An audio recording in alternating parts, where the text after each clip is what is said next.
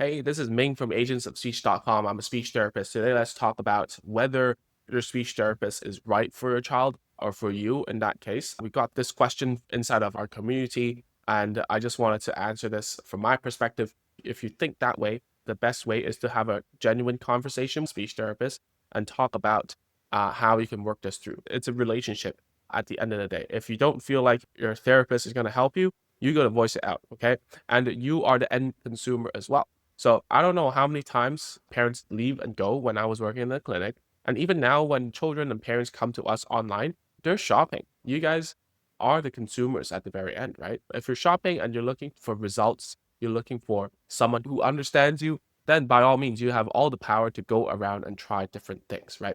So that's if you have options. And I see that a lot of parents, especially like racist or whatever, I'm just saying that in the cultural setting, parents who are from Western countries, they tend to wanna stick with a person out of, oh, I don't want them to feel like we're not appreciative about their work. Where I'm from Hong Kong, like people leave left and center. They try 5 therapists for assessment.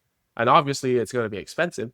But then the thought of going through a bunch and choosing one that you feel at peace with is quite important in my books as well. So that's what I do as well. I would try a bunch and then I would stick to the person who I like.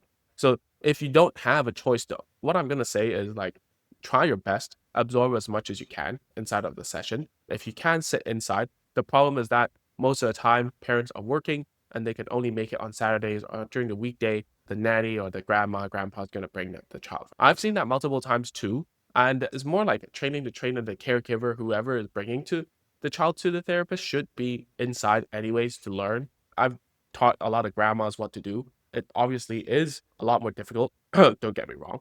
But the good fight still needs to be fought. So at the end of the day, you really need to know when you sit inside, can you duplicate what the speech therapist is doing at home? Because if not, then you're only relying on the 45 minutes you have.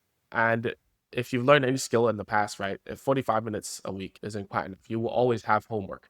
And then, so the next question I get as a follow up is what do I think about approaches, different approaches towards speech therapies? There's naturalistic, there's right in the middle, there's like very structured.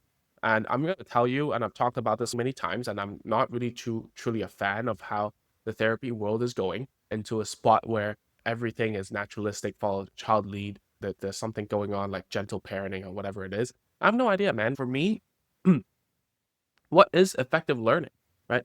If we are teaching a child to play an instrument, shall we allow the child to explore the piano however he or she wants? Or are we going to teach the fundamentals of piano, of music, so that the child will learn the instrument properly and at least be able to play a simple song, right? So that's my thought. And obviously, we will require children to do their own thing, be naturalistic. But if there's nothing to be naturalistic on, we haven't taught anything, then they cannot really do their own thing. You know what I'm trying to say? If you haven't even taught the C scale, how do you think that a child will be able to play the piano, their own lead the teacher to play something through music? And it's the same as in language. I think you need at least some form of a competency. For instance, have some words, right?